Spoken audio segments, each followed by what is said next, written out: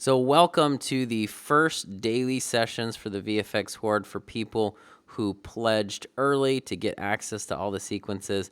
They are participating in these dailies. So we're going to be reviewing work, looking at it. At this point, we're looking at concepts. And we're doing it through a DMP wedge where we can compare the original plate to a couple different concepts.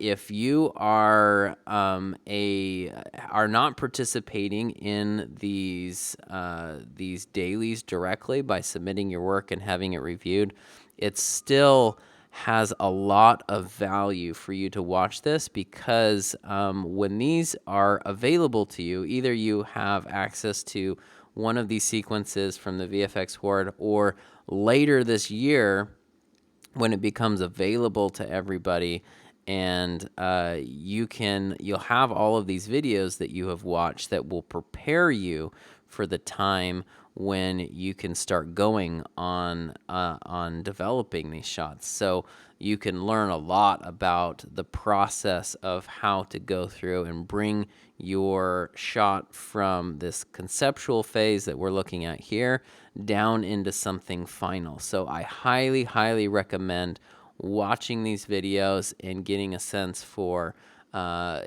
just learning from all of the art direction, from how to move this from concept to a final piece, moving it down the funnel into something that's final. So with that, let's just get going. Okay, the first concept that we're looking at is for Jeffrey. So Jeffrey, you're working on the shipyard sequence in shot 19. So let's take a look at your concepts. So the first one here is the original plate.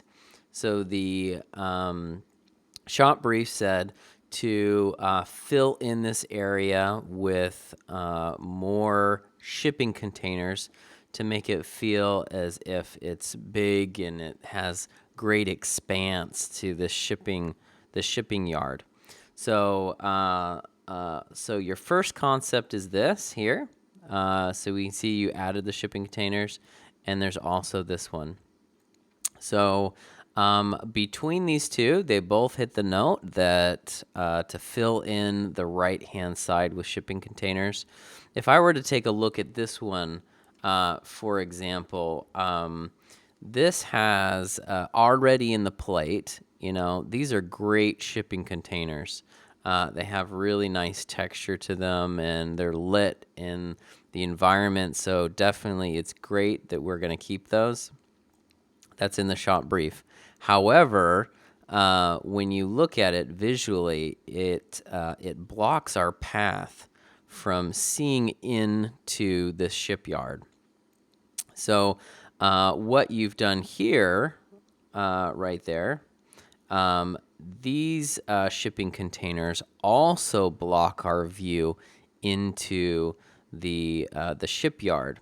So what this does is it kind of visually blocks us off, and it makes for a very flat image.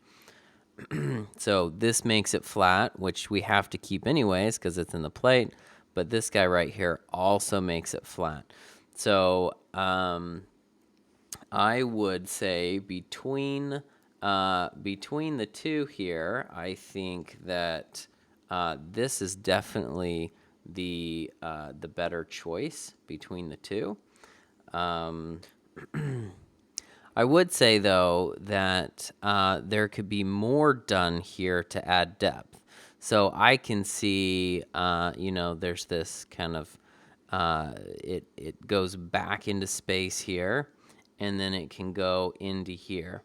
What would be great, actually, is to open up this space and see how you can create some real depth to this shot.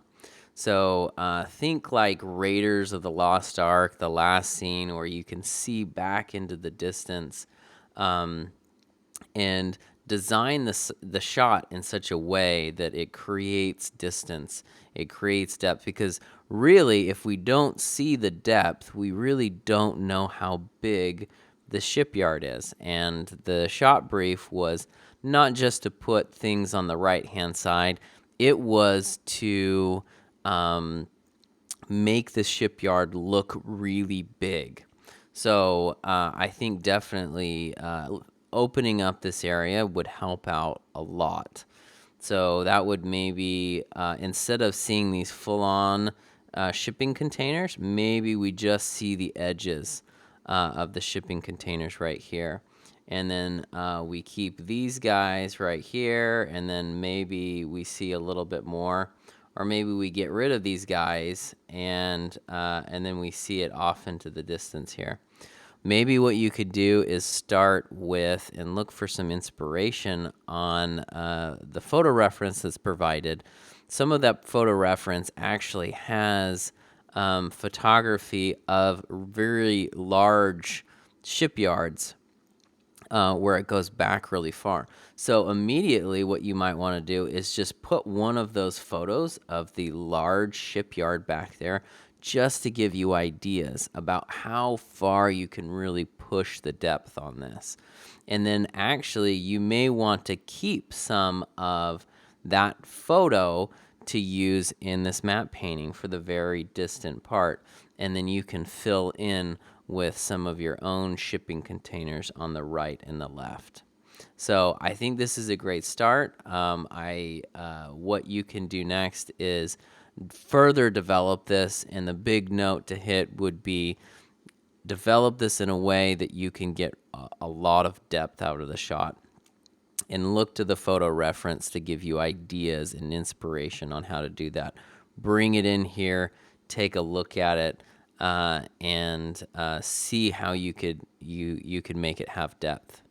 Hey, so now we're looking at Emma's work here for the shipyard sequence. So Emma is working on shot 89.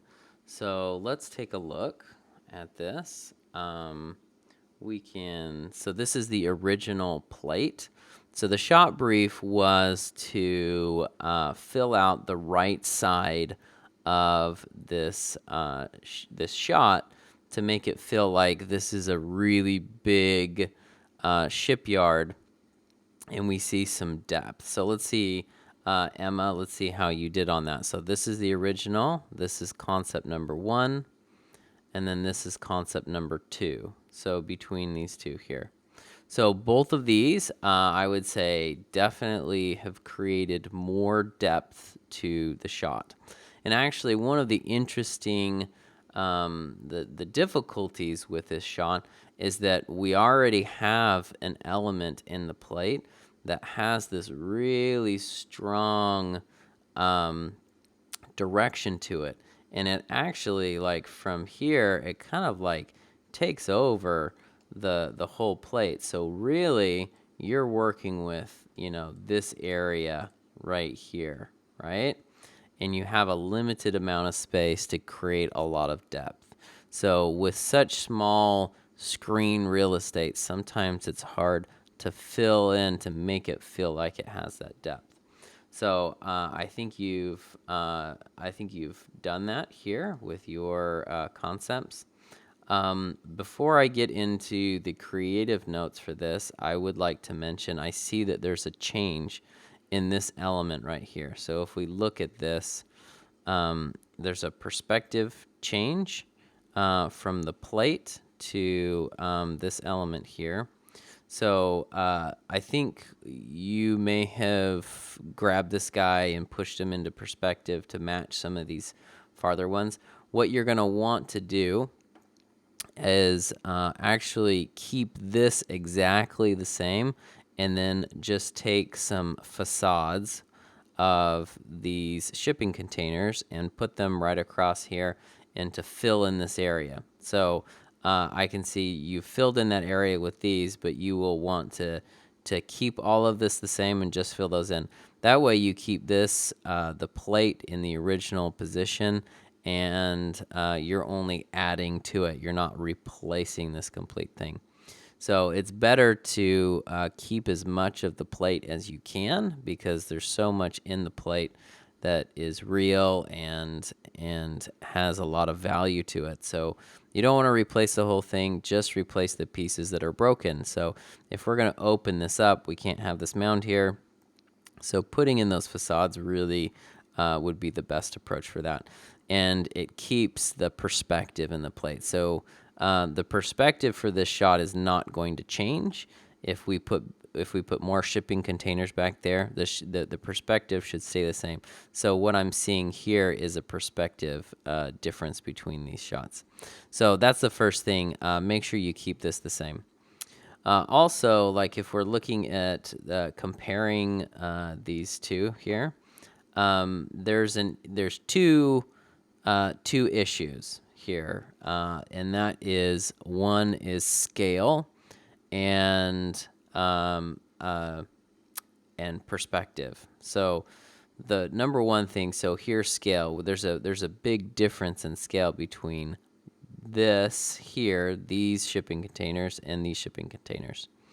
And then a big difference between these shipping containers and these shipping containers. So what you will need to do for this shot is you need to be able to get an appropriate scale from that starts out this big and gets to this small, because that's going to give you your depth, is to see the transition and these progressively getting smaller. So in this shot, it starts out quite big right here, and then it gets kind of to this medium size, and that feels like a pretty good step. And then it jumps from this size to these really, really tiny ones, which makes it feel like it's really far away. But there's a big gap right there. So there could be, you could fill in that area, this gap, with a transition shipping containers that will be in between size. I think that these back here are too small.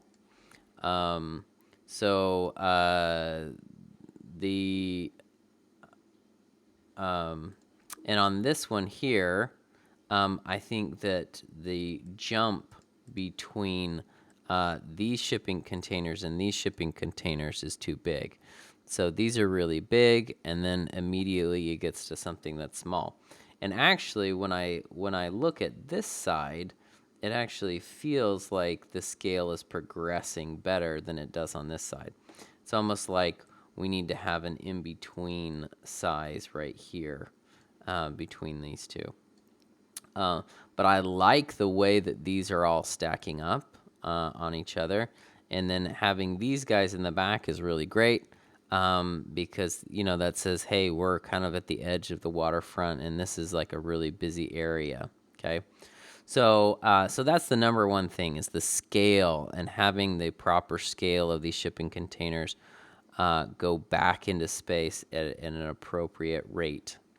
The other thing, which I talked about, is the perspective. So you changed this element here, its perspective, and this perspective here is not quite right for the plate. There's a couple of things that you can do to make sure that your perspective is really spot on.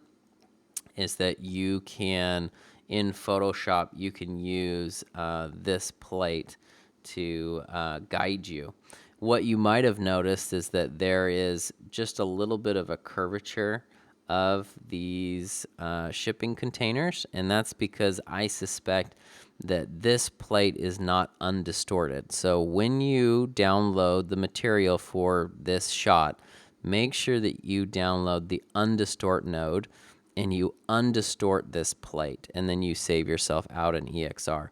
So what that will do is it will remove the curvature of the lens, and then it will be much easier for you to find your perspective. Also, the 3D cameras that are provided are undistorted, so you will want to use that as well, because you will be providing undistorted elements, and then it will be comped on top of undistorted footage, because that's what the 3D cameras are based on. So make sure that you start out with this EXR, you put in that undistort node so that it takes out the distortion. That way your perspective can go right. So you can do a lineup in Photoshop. You have all of these perspective lines that can go back into space. You can find your horizon line, because all of these perspective lines converge at some point here in the horizon line. If you establish your horizon line, then you can radiate lines out from that horizon line, and that will give you the correct perspective. The other thing you can do is do a 3D lineup. So you have a 3D camera for this, and you can provide cubes and boxes, and you can do your own 3D lineup for your shots. So I think that will work. And actually, the next iteration that I see on this, I will want to see a 3D lineup for this shot. So watch the section of this video where I talk about how to do 3D lineups. So yeah, so I think between, like I said, between this one and this one, I think this one is more successful because there's a lot more boxes that are going on, and you just need to work on scale and perspective, and doing that 3D lineup will help you a ton to figure out what the scale of everything should be. Okay, so we're looking at Alessio's work, and you're working on the alleyway sequence, shot 1345. So this is the original image for this shot. So, and then these are the two concepts. So the shot brief for this was to add in a doorway here and add muck throughout here, fill in this area, put in some kind of a doorway there. So both of these, as we flip between them, I think there are definitely some elements that you have here that are working. And if I were to pick between the two, because you can definitely just look at each of these and kind of pick your favorite things, because these, like, the difference between this door and the green door is not a ton. I like the green door better. I think it goes with this brick. That's just a bit of a personal preference. This feels a little more like, well, I look at this and I say, you're going to have to work a lot harder to get this door to integrate into this brick. If you look at this doorway actually is on the original source photography, if I remember, it actually has brick around it. So you don't have to do as much to get this guy integrated. And already it's looking much better than this guy is. So I would definitely go with this green guy here. For this window here, it's nice to have a matching window. So this one I think would be a better choice than this one here, instead of having two windows that are completely different styles, have the same style right next to each other. I think the cabling at the top, is nice to add that kind of detail. You'll just need to be careful that it's going behind the ladder and it's really integrating into the wall really, really well. Because right now, it's not well integrated. It's sitting on top of the stairwell here and the ladder. So I would, like, before you commit yourself to doing these power lines here, I would just make sure that you can get them on there and that they're looking good first. So here between these guys and these guys, I think what you have to look at is scale. So this one here, if you look at this man right here, he goes from here to here. And luckily on this shot, you actually have some reference to go by. So, which is this guy. So if you put this guy right here, I think, and if you just cut him out in your Photoshop file and move him over here, I think these doors would be small. I think they would be a little bit small. This one seems better. It's taller. So I think that either one, stylistically, I think either one of those doors would work. You just need to make sure that it has an appropriate scale to it. As far as the grime down the middle, I like the execution of this area. You have a little bit of reflection going on, which is cool, and that's nice. So we look at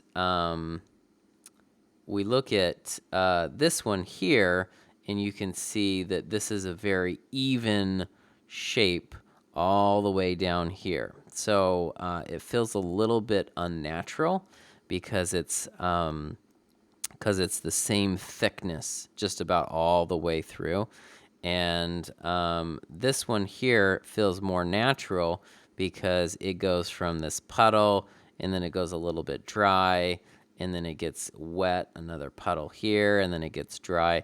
And so the irregularity of this, I think, is working much better than the kind of straight, even stream that this is. Okay, so I would definitely say this, and you could maybe just push this a little bit more. Go with something like this, and maybe put another little puddle there and connect them a little bit. And so I think you could push this farther, but just make sure it's irregular. As far as the trash goes, you have to make sure that you have an appropriate scale for everything. So what I would do, you have the 3D camera for this, so you can definitely do a 3D lineup for this shot and put in the human for scale and create some doorways and things like this that match up with the shot, and then you have some idea of scale. You can create a 3D bag, a garbage bag, and then you can move that garbage bag around to different parts of your shot and figure out how the scale is working. So these guys feel like a bit small to me, and then these guys definitely feel small right there. These guys right here feel small, and these guys feel actually bigger, but they're behind them. So this is nice to have these really big things. And then this is actually quite nice. So I would say between the two shots, I think this is better executed. I like how it's all kind of piled up. There's one pushed up against the corner, and there's one laying down, and then you have these that are kind of like at the bottom of the frame. So like the garbage is wrapping around, which is kind of cool. And then this guy kind of setting up.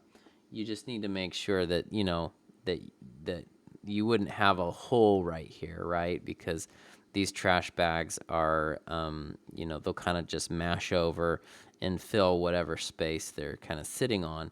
So they're not rigid, so they wouldn't create a hole right here. But so I think you could work on this area a little bit more, maybe do a combination of this one and this one.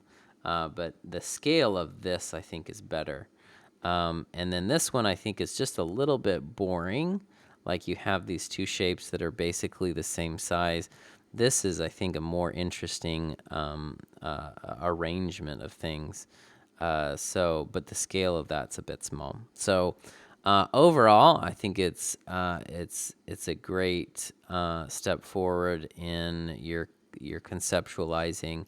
It's a kind of a combination of the two. I hope you learned a lot while putting this together, but I think the next step, definitely, I will want to see a 3D lineup of your shot so you can match the scale of everything appropriately. Okay, we're looking at Karen. She's working on the cityscape. This is B100, and she's going to use B103 for the second shot. So that's either, if I remember, that's either a afternoon or nighttime shot for that, which is great. So let's take a look. So this is the original plate, and then this is one. So that's one concept for this submitted. So we can see that there's a change here.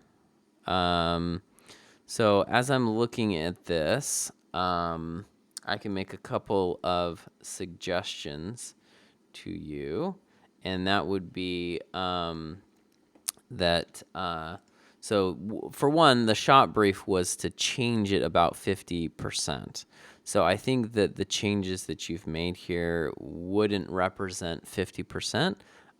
You did get rid of some of the iconic nature of these buildings. You made some additions to the plate.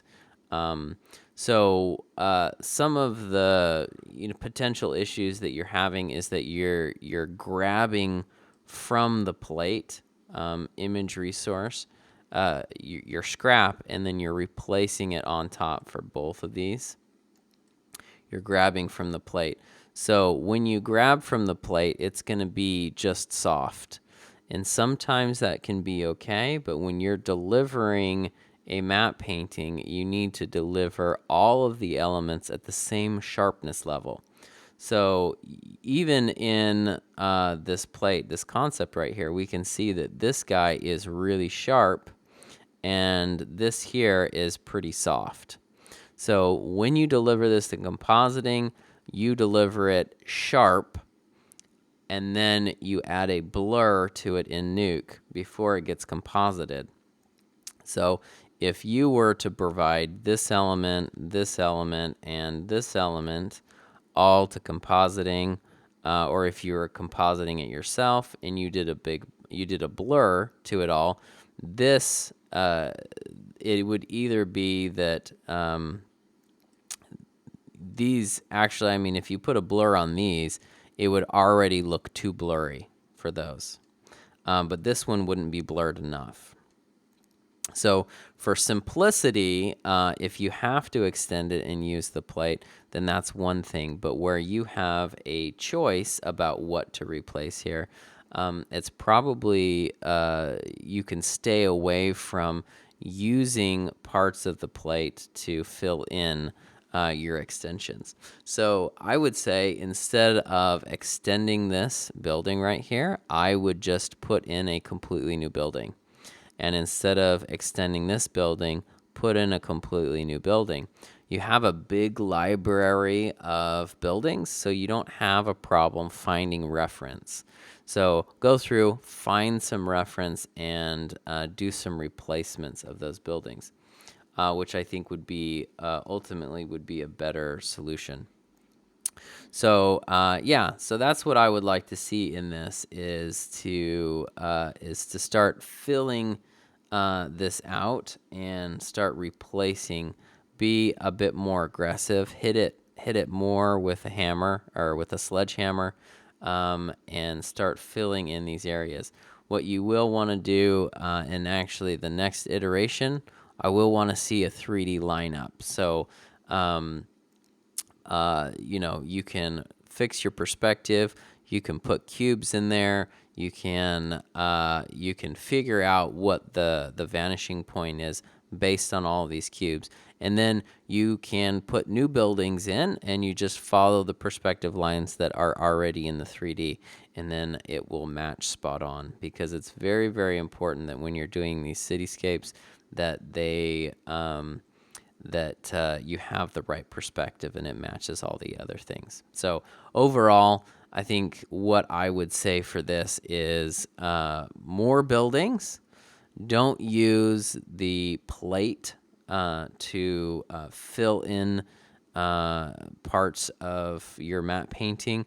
Use the photography provided and just replace buildings, and be more aggressive. And next time, I want to see a 3D lineup with all the buildings in there.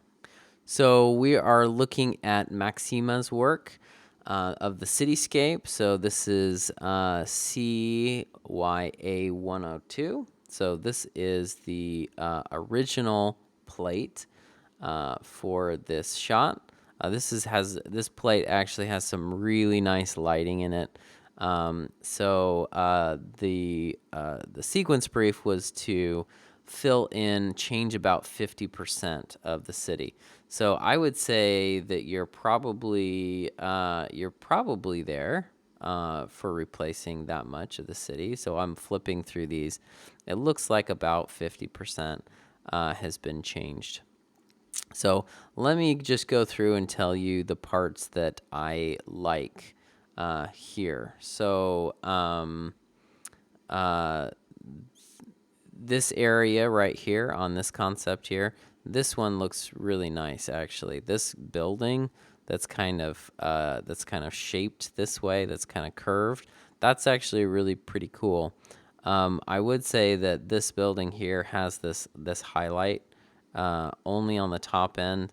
There would have to be another building here that would be causing this shadow, and so just watch out for that. Anytime you're placing these buildings, you're going to need to put have shadows and justify those shadows with the elements that you are putting in. So we can see from here to here. One caution, and this was the same for Karen, is using what's in the plate. So if you're using things that are in the plate, they are going to be soft. So they're not going to be as sharp as other things that you pull in from the photography. So this guy right here is going to be nice and sharp. It's more sharp than the plate, but you at the end, when you're done with your matte painting, it goes into Nuke, and then there's just a blurred node that is applied to it that softens everything where it matches the plate.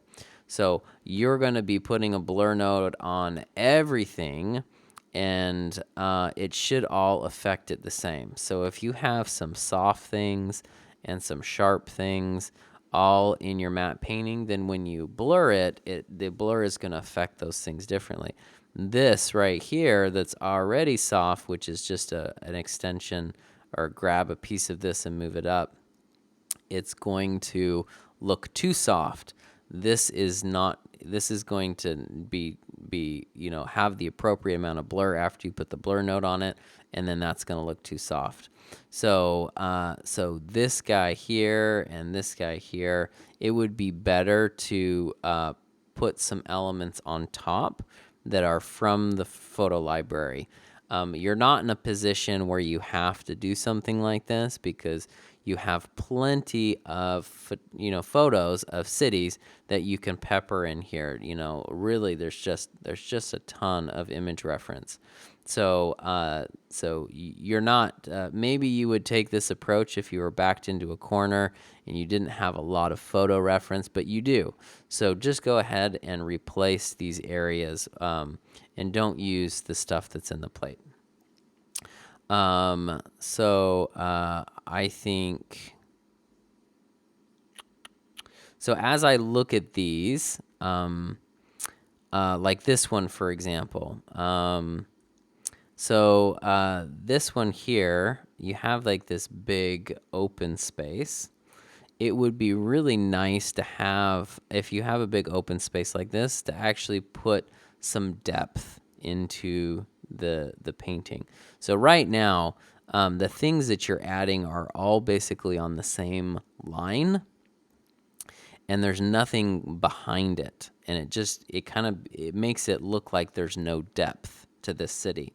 So what you can do is just layer your buildings back in space so that it feels like there's some depth. So if you have a big open area here, it's an opportunity to put something in the back there so that it will recede into the distance, give you some depth. So that's what I suggest here. These big open areas that you have, because you are like this guy. This is the original plate. We have one here, and then we have a smaller one here in the back, and that adds depth. These spaces, these kind of negative spaces here, are really great. It adds visual interest, and I think you're probably wanting to keep that in your work. As it's reflected here, you're keeping these negative spaces. That's great. What would be bad is to fill up every single negative space so it's absolutely filled. So you've done good to keep that negative space. What you would need to do now is add depth to these areas by adding in maybe just a little bit of a smaller building here and there that are farther back, so it doesn't feel like it's gone completely flat. So that's what you would do for that. As far as particular buildings that I'd like to call out that I like here, let's just go down. I think this building here, you'll probably want to stay away from buildings that are too strange and too tall. So this one is not that the shape is strange. It's a cool building. It's just that it's too tall. So when I look at this, it looks like extremely big for this. Maybe you could pull that off, but like probably just, dropping it down to be about this big or something, or just taking the whole building and dropping it. Keeping the same scale, but just moving it down would probably be better. A lot of times in matte paintings, when you do this kind of stuff, you want to put things into your matte paintings, but you don't want to draw attention to it. So if you make something that's too tall or too strange or too irregular, then it draws your attention right to it, and people go, "Oh, it's a matte painting. It's not real." So the whole point of what matte painters work is to try to make things disappear. So yeah, I think this is too tall. So I would drop that down. And so we've got these two here. So I told you that I like this. That's a really cool building. It has a shiny side on it, so you can do some cool stuff with a reflection. I think this building may be just a little bit boring. So I think you could add something there, but that might be a little more fancy, or not fancy, but interesting. Maybe you can look here on the plate how these have these like they're different sizes of buildings. So you have one that's long and one that's tall and one that's bigger and taller than that. So it's nice that there's all of this variation in the size. When we, excuse me, when we look at this one here, it goes from all this nice variation to just one block, one cube. So adding in a couple of different buildings there and having it, this would be one of those areas that you could layer it back into the distance and have some nice depth to that. So this area here, so if we look, I like this Marriott right here. That looks nice. I am looking at this and it looks really, really thin. So I would look at the original element and see if it is actually this thin, because it looks bizarre. So I like, before you say, hey, I can use this element, I would just make sure that it is that it's in the right, that the element isn't being cut off or something like that, that this is actually the real width. And maybe dropping it down just a little bit might help, but this shadow right here I don't think is justified. So this would have to be mostly in sunlight. So maybe just dropping it down a little bit would help that. Because when that thing is mostly in sunlight, the light is going to be hitting it, and then this is probably going to be the widest building that's catching the most light.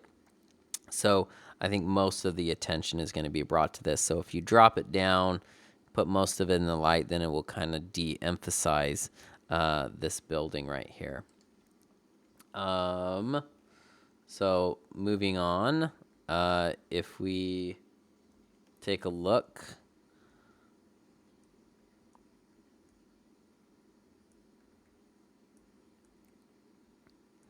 this kind of stuff here, I think this building is great. That looks nice there. I think you can replace this one here with a completely different building. It looks like you don't have any really big issues with perspective. It looks like it's working out pretty well. What I will like to see, however, just as a next step, to make sure your perspective is really spot on, is to do a 3D lineup and put cubes in where all these buildings are, where they are existing in the plate, and then put the cubes where your buildings are, just to make sure that your perspective is spot on. So yeah, so the next time I'd like to see the next iteration, a wedge of your image with a 3D lineup, and that's really great, just to make sure that you have really good perspective, because you could have something that's really beautifully lit, but if it's the wrong perspective, then immediately it's people look at that work as not being really quality work. So that's just something that you can't fudge. You can maybe have some marginal lighting or something, but if your perspective is spot on, then you can get away with it. But it doesn't work the other way around. So, but this is looking good. Thanks to everyone who participated in this daily session to really take advantage of these VFX Horde sequences.